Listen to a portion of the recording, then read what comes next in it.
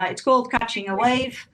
It's all to do with combining art and science and to see if this is an appropriate way to try and get into ocean sustainability. Oh. Yeah. So I just wanted to bring up this slide first, just to kind of illustrate the connection we all have and the whole that we need to approach things in a holistic way from many different perspectives, because we are all connected and one thing influences the other. And so this is, I think, a good illustration. This article was published last week. Maybe some of you have seen it, and it's actually a really nice way of explaining the importance of a holistic approach to bigger challenges that we face, like climate change and ocean health. And something that's come up usually around World Ocean Day is this hashtag Drop the S, which kind of refers to that it is one ocean and not oceans that we're talking about.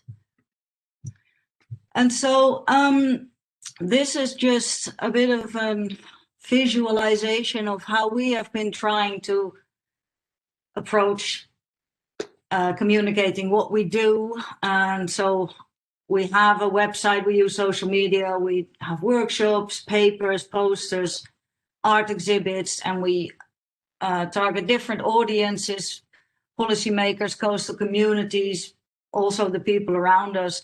But highlighted here, I've just highlighted the social media and online and virtual communities, because that's at the moment the only way we can really engage, which is really a pity. And I'm hoping that soon we will be able to talk to people in real life and be with people, because I just think it works so much better on so many levels. But throughout our process of this project, we've been trying different things, and some things work well, some things don't work well, and we're constantly evolving and changing how we're doing things depending on the responses we've had. And so this is slightly influenced by a lockdown situation where I've been obsessed with food and have been on my personal Instagram account sharing everything I eat. And so one afternoon I was looking at the small glass waves that I have here in the house, and I just thought, that looks kind of cool. So I've put it on this, and it's just to kind of show that maybe using good visuals is the way to talk about bigger problems. And so this is us. It's a bit of an overwhelming slide, I appreciate, but I just wanted to illustrate how you need different people to approach big problems and get to different solutions. And we've been really lucky that we found each other in a way. And it's been a really nice collaboration. We've been working together since 2018, but some of us were already connected in other ways. So Shona, myself, and Martin were used to work for this project called Future of Coast, which was all about coastal sustainability. And then Kristen and Elizabeth are the artists that we work with, who are the people who create all these beautiful glass waves. And they are both lecturers as well in fine art. And Marill is an editor and writer and has been very much active in environmental activism and has been writing about it. So she was the first person writing about Kristen and Elizabeth's work. And Shona knew Elizabeth because they were friends when she was living in America. And so we all kind of came together. And this is also to illustrate that we all do our own thing. We work in our own different areas. And the thing that connects us is our love and appreciation and interest in oceans. And so this is just our website, because there's lots to say about all the different elements and approaches that we take but I don't want to put that all in this presentation because we only have 12 minutes. And so I just wanted to show you this website and hope that made it, because it has lots of resources on it. It shows the whole process of how we started writing about it, a paper we've written about it, and also all the workshops that we've done with visuals and lots of pictures on it to make it just more clear what we are doing. But what I really want to get to eventually is this latest project, which is called the Planetary Wave Project. But before I do that, when we first started, the future aspiration really of what we're doing is to create a large-scale installation using these glass artifacts and making it an immersive experience for people so that they can actually walk through an installation that conveys the effects of sea level rise. However, making waves of that size not only is very costly, but also a technical challenge and not something we can do just yet. So bringing it to the present is that we have created some slightly bigger waves, but the little waves are really the way we're going forward at the moment. And so this is just showing a couple of the communications channels of engagement we have used. We have a Padlet site, which is kind of similar to what has been used within this conference. And we've also used QR codes on the waves, which link to the website. And the other picture you see is one of the workshops we had in Dublin last year, when we had slightly bigger waves, which were beautifully made by Kristen and Elizabeth and Kristen's husband, Bernie, who's been making these pedestals. And we tried to include some other elements as well. So we had light in them, we had a sound, a sensory sound system in it, and that actually ended up not working brilliantly. So what we then did was we collected some sounds from oyster beds, from waves, from people talking about their life on islands and how sea level rise is influencing them.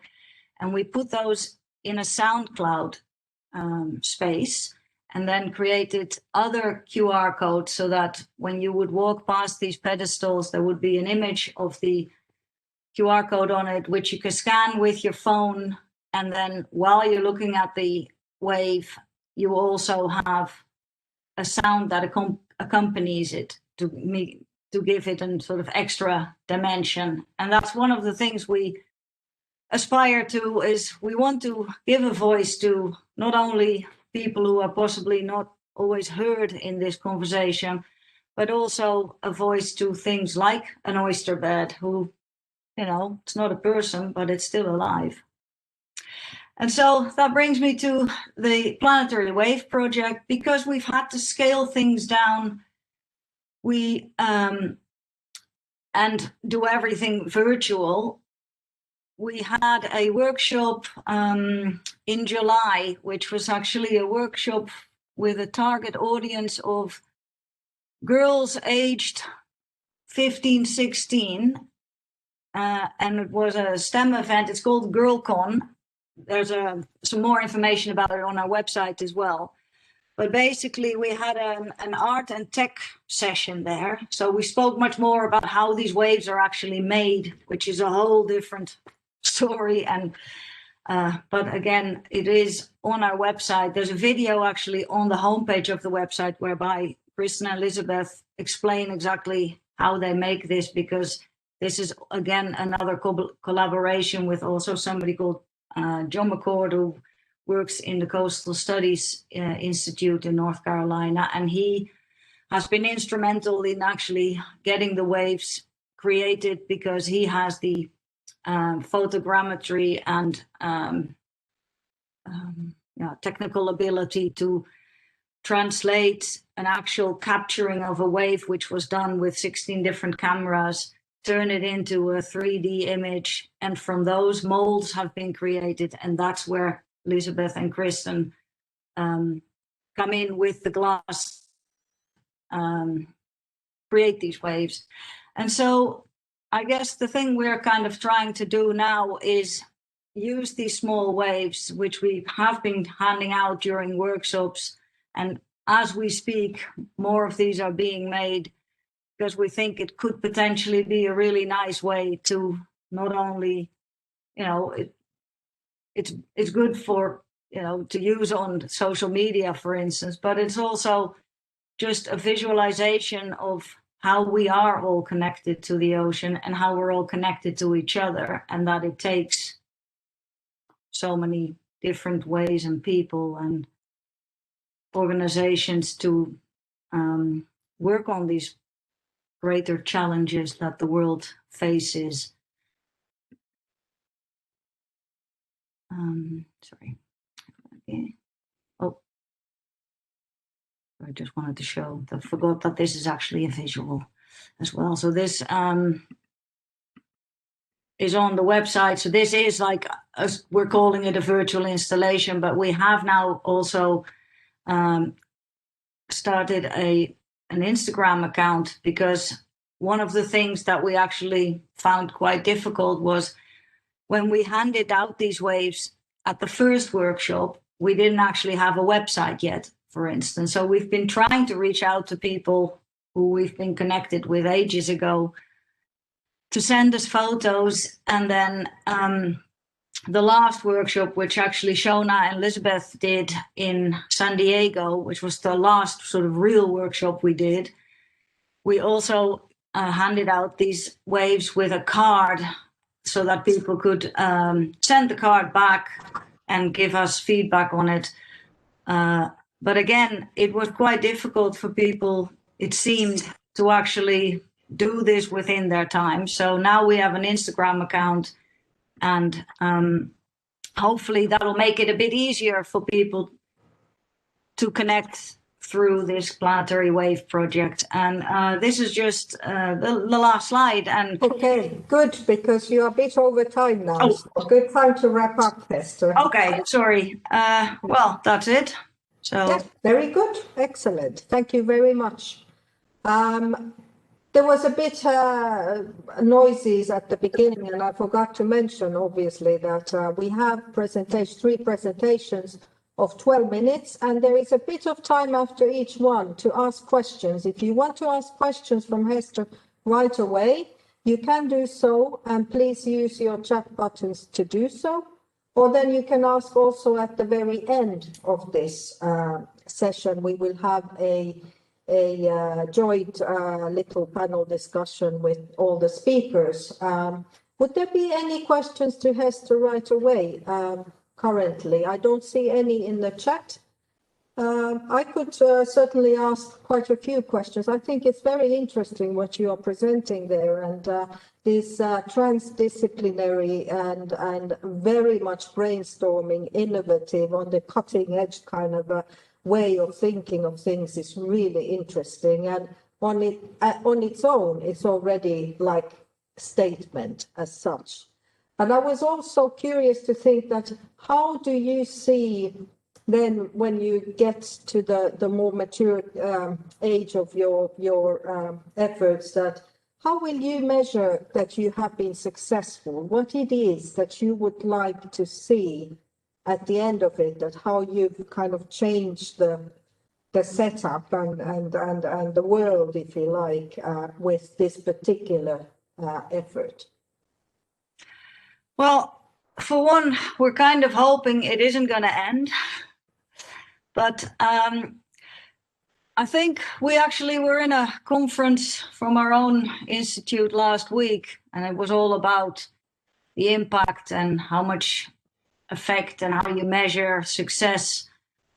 One of the things that I personally already see as a success is the collaboration between us as a group ourselves, because we would normally probably never have met if we wouldn't have been doing this. And it's just really been inspiring to work with the people that I am working with, because they give us, we all come at it from such different directions, and it just makes us think about different things. So I think, I don't know, it's different. These things are, because what is a successful one is different, is not a success for another. But I suppose, Sure. at the end of the day, we're doing our best to make I think you a already difference. answered. And Yes. I think these are really good points. I mean, obviously, it's a success in itself, in many ways, but it's not an end point, but you can think of the milestones or such, and to me, it sounds really interesting, and this transdisciplinarity, and then having different sort of sectors involved. This is really great. Okay, we are really end of the time now. So if you have questions to Hester that you want to put to her, you can during the other talks, but we will have to move forward. And the next one, Andreas will get ready. I will introduce quickly it, and there will be a video to play. But now I'm really privileged to be here also to have not only one, but 4 early career scientists with us from German and Swiss universities. So next, Clara Antonia, Jana, Isimemen, and Alexander will introduce themselves and tell us about an important matter, which is what hampers early career scientists to communicate effectively within academia and beyond. And for this, we have first a video, and then also I know that they 4 all are here to answer questions afterwards live. So I can see Jana there now, and I don't know if in my view, I'm sure you are all there, so let's get back to that in a minute. But now I hand over to Andreas to show the presentation. Hi everyone, a hearty welcome to our talk. We are 4 marine early career scientists from very diverse backgrounds and different institutions, and we would like to present you our unique perspective on what hampers early career scientists to communicate efficiently within academia and beyond. We all met at the International and Interdisciplinary Winter School on Ocean Governance. The key moment that brought us here was a statement of one senior scientist who also took part in organizing the winter school, who stated that scientists need to first become experienced, excellent, recognized researchers before they can participate in science communication outside academia. Among us, this led to very intense discussions, and the 4 of us stayed in contact the last 9 months. We had discussions with other early career scientists, with science coordinators, and also with science communication experts like workshop leaders and PR officers. And now we want to show you our results of the last month. You and us, we are all participants in a conference solely dealing with science communication. So we all know already that especially external science communication is becoming more and more relevant. Particularly, of course, in the face of complex global environmental challenges, the growing specialization in academia, and the growing science skepticism and questioning of science legitimation and its role for society. We see the need and the societal demand for science communication within academia and beyond. You and us are all here because we want to support and improve science communication. Luckily, we can already observe a starting transformation towards more integrative and open science. For example, among us scientists, we have consensus that science should follow the fair and care principles. We also have ongoing discussions in science about the role of the scientist in the societal debate. Science communication becomes more and more part of funding requirements. And through the integration of stakeholders, more transdisciplinary working, and also integration of citizens in science, science communication becomes more and more interactive instead of the picture of science only as a one-way street, only informing society. We as early career scientists also see the need for more effective science communication within and beyond academia. We would like to be part of the change. We would like to step up to the challenge, But we as early career scientists face obstacles that we can only overcome if we are supported and encouraged. So let's now talk about some of the benefits and challenges of integrating early career scientists into the vocal science community. Fresh out of graduate schools, early career scientists are topical experts. That we're specialized in our fields of study. We are, permit me to use the word, tech savvy or digital natives, competent in the use of different social media tools, including Twitter, YouTube, Instagram, just to name a few. So far, science communication initiatives such as Science Goes Public and Science Slams were both invented by early career scientists. So within the context of selection bias, that situation where audience are much more receptive to scientific information from scientists of same age bracket, early career scientists will be more suited to address the younger audience. So science communication, when it comes to representation, should be designed in such a way to represent the diversity of career levels within science. So in other words, should capture the breadth of scientists, not only the established and elite fractions as we see today. So in the near future, early career scientists are expected to step into the shoes of today's senior scientists. So it's important that early career scientists take on the center stage when it comes to science communication earlier on in their career, as scientists are usually shaped by the mode or cultures of communication they're exposed to during their early career years. So when it comes to mentality, early career scientists are much more open-minded and have the momentum to create change. So within the academic landscape at the moment, we see a shift towards more interdisciplinary and transdisciplinary studies, and early career scientists have easily embraced this new modes of research. Some of the benefits for early career scientists when they are integrated into the vocal science community is that communication is an integral skill and part of scientific work at any stage. So armed with this skill, you can increase your own visibility, your networks, make new collaboration, and more often than not, inputs from the audience can actually inform future research work. So science communication is relevant for future career prospects within academia, that's during any recruiting and funding process, and even beyond academia as its transferable skill. Early career scientists face different obstacles in science communication. One of the biggest obstacles are the time constraints which they face because they are mostly hired on temporary contracts and work on tight programs. They have to publish in peer-reviewed journals, which is internal science to science communication. There's little time for science communication activities outside academia, and there's often no time to take trainings to improve your science communication skills. Communication beyond academia often takes place after the regular working hours. The current reward system focuses on internal communication, how much and where you publish. There are no measures established how to measure science communication and outreach success. This is also a problem for the funding landscape because outreach cannot be properly addressed in proposals and cannot be properly controlled at the end of the project. As ECS, there is a requirement to specialize. Thus, we are becoming nerds in what we are doing.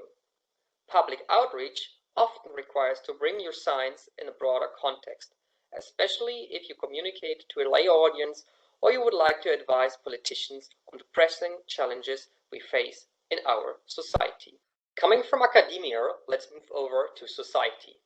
It is difficult to change a system that is self-reinforcing and has an embedded self-selection process. What do I mean by that? People listen most often to people with a similar cultural background. Considering politicians, often the stereotype of a white old man, who are navigating through the climate crisis, they will listen most likely to the senior scientists. This process is often amplified by the PR offices, who sometimes select senior scientists over early career scientists, especially in media requests on controversial topics.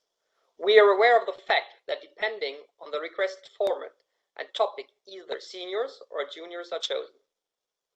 Nevertheless, we argue that early career scientists should also have a voice on controversial topics, because otherwise we will never get the routine at the seniors, and keeping in mind media is shaping the public perception of a credible researcher, the white old man. So change is certainly needed. And to resolve the aforementioned time and acknowledgement constraints, a mentality shift within academia, so among colleagues, PIs, administration, and funding agencies, is required. And this increase in value should also be reflected in the academic structures themselves. So in recruiting processes, such as for tenure tracks, which is linked to the question of how to actually quantify science communication outputs. Then in the funding landscape, so including external science communication also as project deliverables. Here we were also pointed to the fact that improving the capabilities of operational institutions assessing the proposals is going to be key in ensuring quality in scrutiny. And then we see a high demand for education and training in science communication among early career scientists. So these opportunities should be institutionalized, for example, in graduate schools or via PR offices. We also see a mentality shift needed in society. So we need to improve the understanding among policymakers and the general public of how science works, regarding uncertainties or the role of the different age groups within science. And entering a dialogue will change the perception of what credible scientists look like, and that it does not always have to be the image of the white old man. We know that changes require time, but it relies on individual action on all levels of the academic ladder to contribute their share. We want to encourage early career scientists like ourselves to spark new formats to engage in science communication on more platforms. So this can be blogs, TED Talks, science slams, or competitions. Then take the opportunities for training in science communication. These can be courses in graduate schools, webinars, or summer schools like ours. And use the support that is already there in the structures, which are PR offices.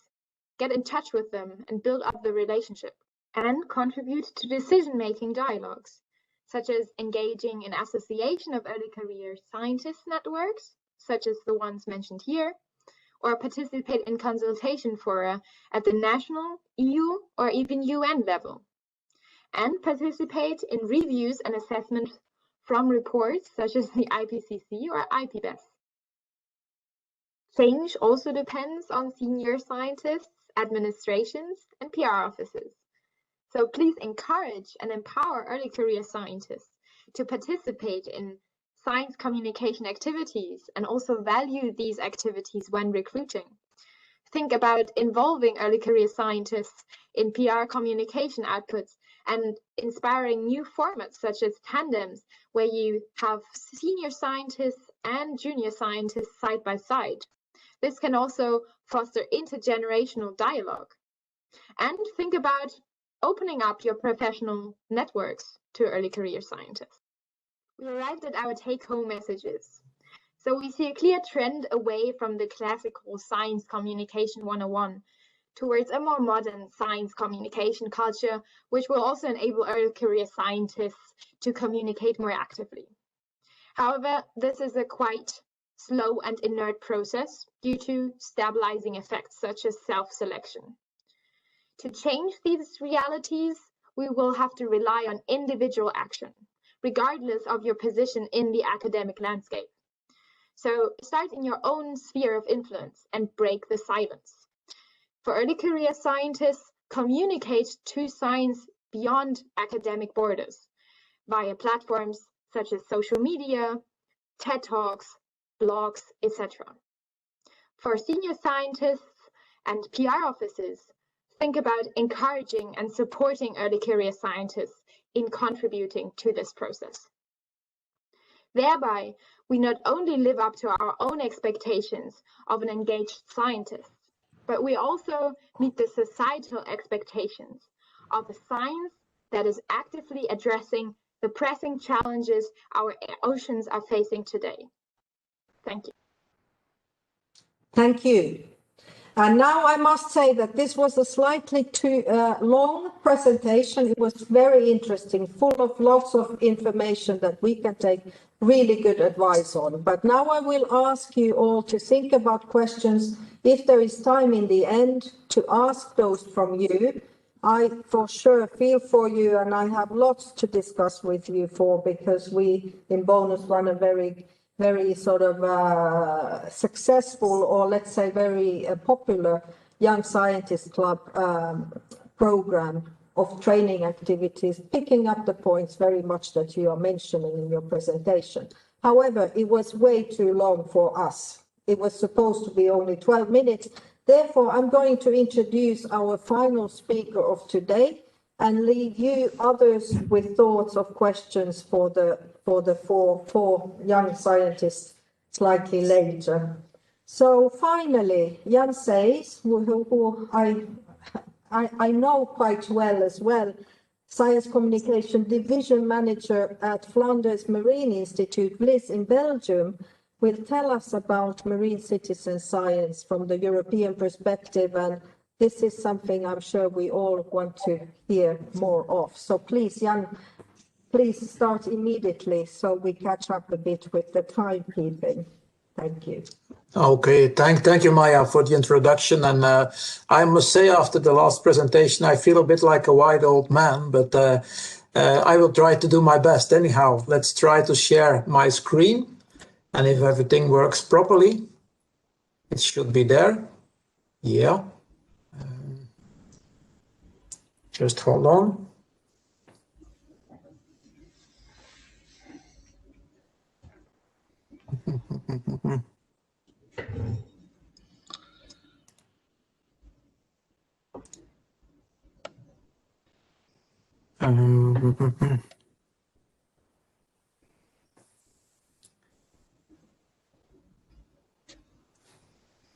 Sorry, something is still wrong.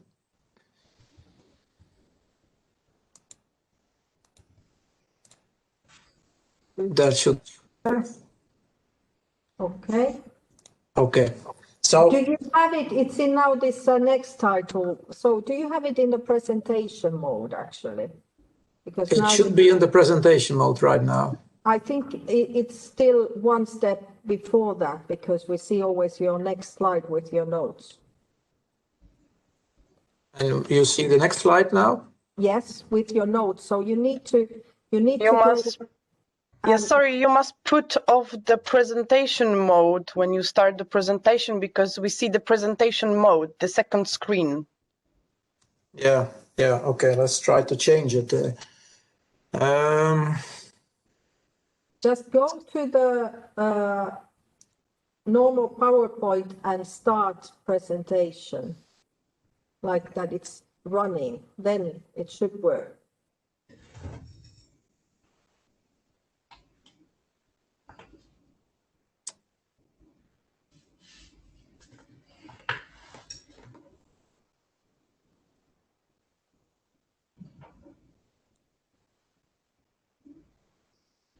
Is it okay right now? No, now it's again. It was for a moment.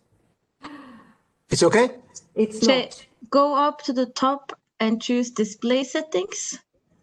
There you can change it. Yeah,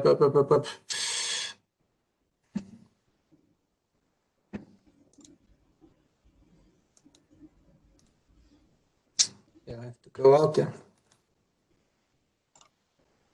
No, you can stay in the mode you're in, but on top it's black, right? And on top you can show display settings. And yeah, but as long as I'm in the slideshow presentation, I can't change anything because I can't see it.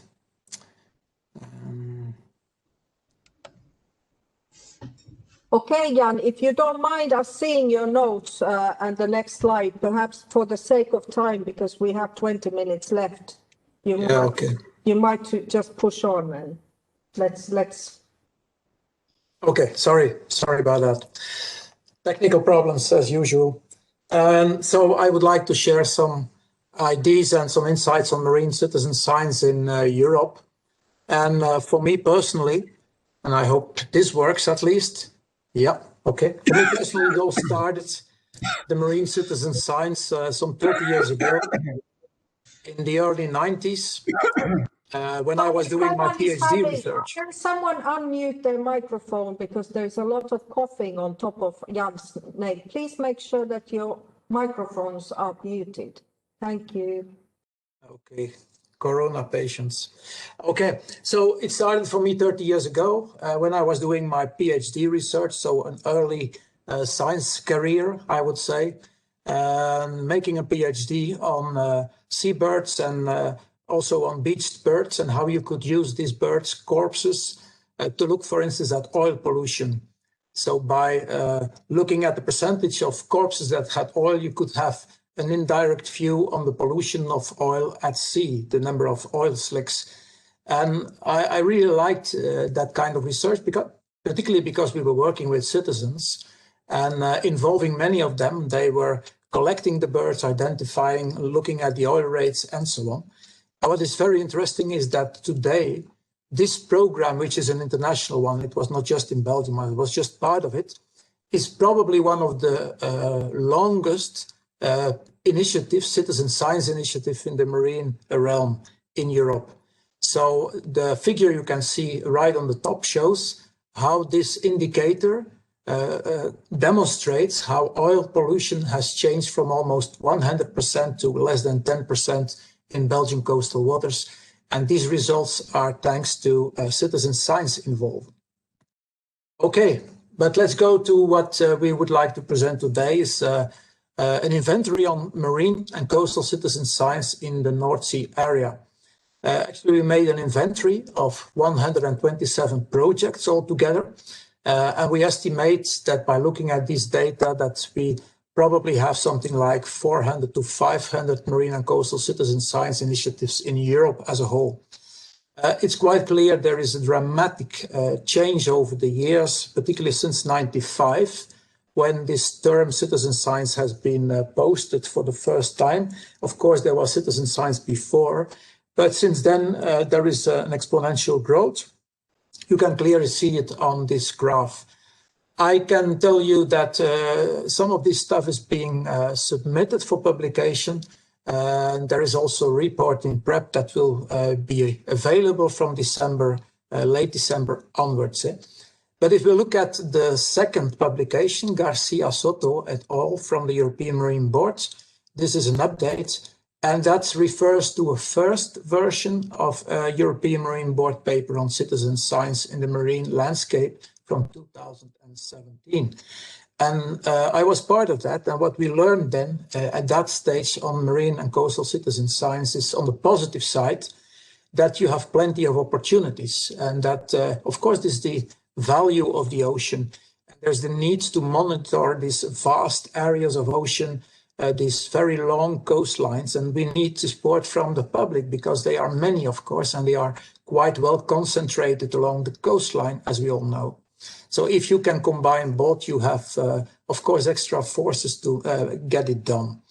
Another thing on the positive side is that more and more, and Europe is an example, in Horizon Europe, policymakers are requiring that citizens provide data also for policy reasons. So in the mission on healthy and productive oceans, they mention that an aspiration to have 20% of the data coming from citizen science by 2025, and then we talk about marine data. Also, this is of course not separate from the evolving marine and governance and management schemes and frameworks that are there. And we need to take advantage of the ocean stewardship exercises and ocean literacy, which are now at the forefront of policy in Europe and many parts of the world. So this is on the positive side.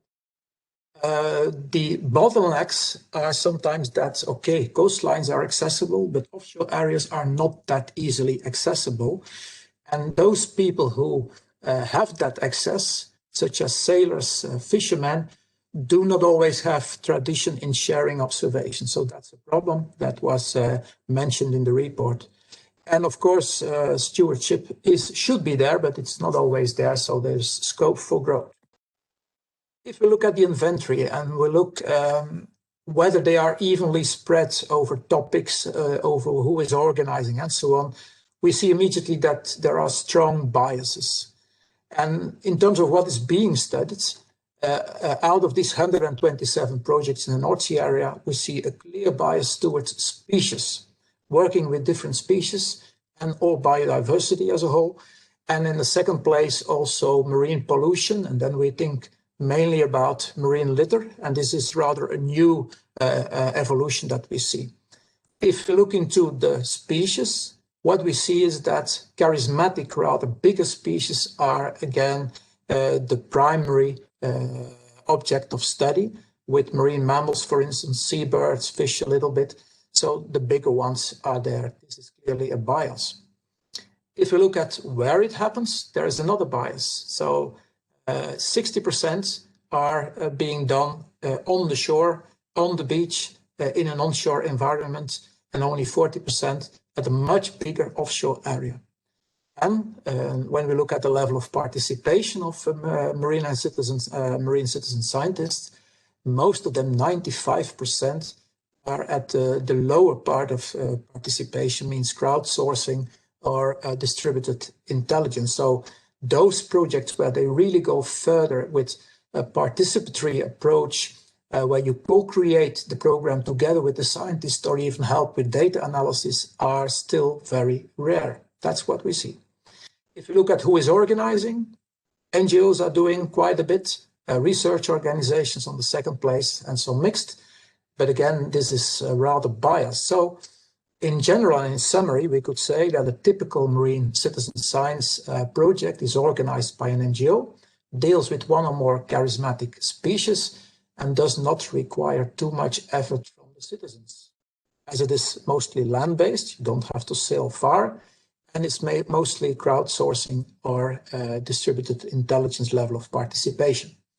That's what we see from the inventory. Of course, we have many more results, but I have only 12 minutes. So that gives me an opportunity to touch upon communication, which is a key to success, and of course, the topic of this conference. And there was a very nice document in Belgium produced on communication in citizen science. And what they mentioned is that 95% of citizen science is communication. So it's very much about engagement, interaction, human relationships, exchanging ideas, and so on. So it's a continuous process of monitoring, of maintaining, an openness at every stage of the scientific process. This is quite important, and I would like to just mention a few projects in which we had this experience as well, 4 of them.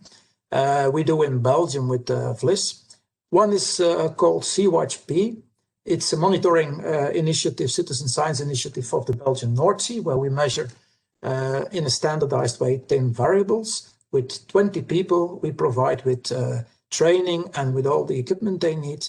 And I think we can have long-term ambitions, as this group has become a family.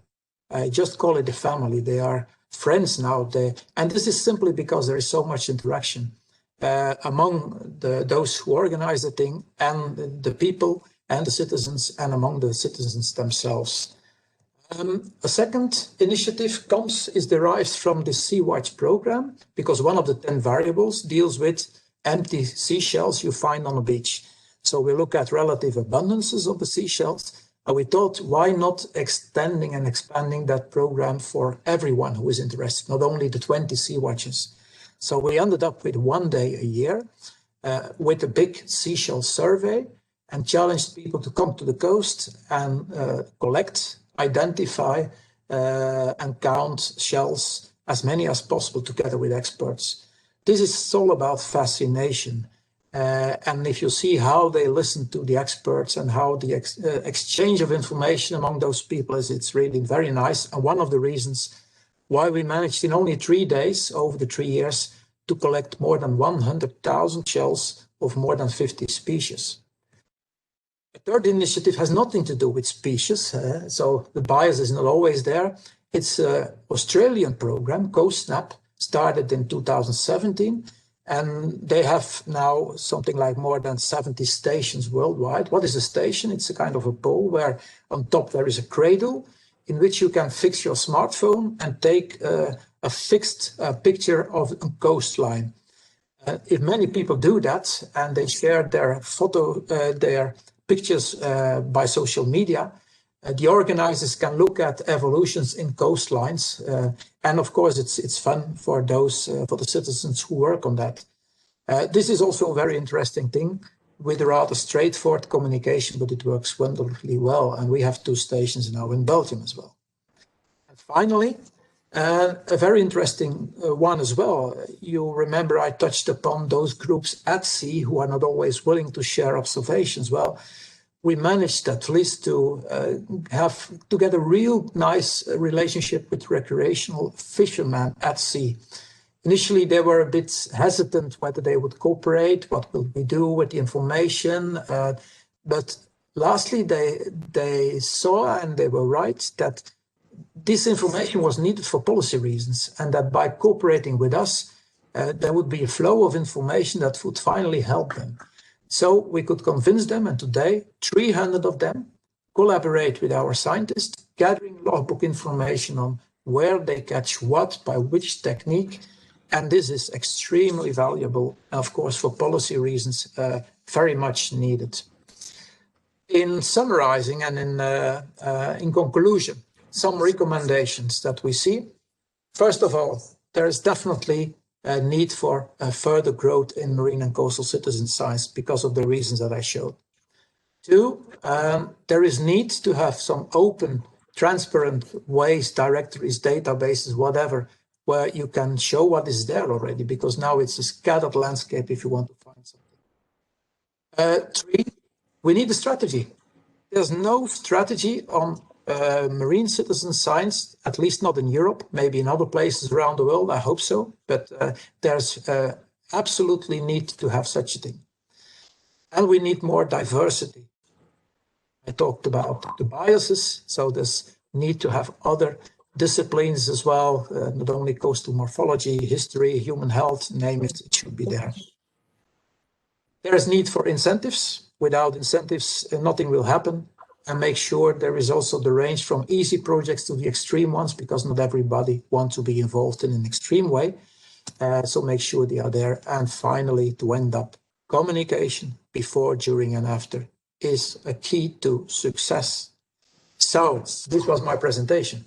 Excellent. Thank you so much, Jan. And this was very good place for us to end this session as well, because now I know there would be lots of good questions and we would have a brilliant discussion on this. And this is what I was hoping to. But now we have actually finished our time. It's 5 minutes to 2 Central European time, and the next workshop session starts at 2. So this is the reason why I was being slightly, strict about the timekeeping, but then we run over anyway. So I'm so sorry, with the apologies. Please read all these comments here. Perhaps Andreas can leave them on for a little while, because what you need to do is to check from your program the next workshop, 4, 5, or 6 that you will go to, and click on there. So if we can leave this screen here for a little while. There was one question to Jan about one reference that you made about the 20% of citizen science by 2025. And someone was asking for the reference for this in Whyte Europe. So is there something really quick you can say to that particular question? Yeah, it's written down in a document, a preparatory document on the mission Healthy Oceans and Healthy and Productive Oceans from September 2020. So this is not a final version, that's the first thing. And of course, there are new adaptations to that. So we must follow up, but at least it's an aspiration. So maybe it's not a fact yet, but it's an aspiration of the European Union. So it's quite important. Yes, I agree. And as for the early career talk, there was a big comment, long comment from Andreas that, you know, we do want, and I agree with Andreas, we want to involve young scientists, and we actually do to quite a large extent. But Andreas was making quite a few points, and I hope the four of you and anyone else following from that perspective has had a read of that comment. We are now 3 minutes before the next session starts, so that's why I'm hurrying a bit. And as for BONUS, the Baltic Sea Research and Development Programme, we certainly take this seriously and appreciate the hurdles you have, and therefore we have a module there to train, especially in communication skills and giving those opportunities. You might have listened in this morning for the plenary talk, and there we discussed this in length. Perhaps you can watch the video or contact me directly. I'm very happy, as is Andreas here, to discuss things with you further. Please do get in touch. But now I will have to thank Hester. I will thank Jan, Clara, Jana, Isi, and Alex for brilliant presentations. And good luck with everything, and thank you for sharing all this information with us. Make sure to log into your next session, which starts in now 2 minutes time. So thank you for me, and thank you for everyone. And Andreas, of course, thank you very much for hosting us. Thank you. I will close this now. Okay, thank you. Thank you.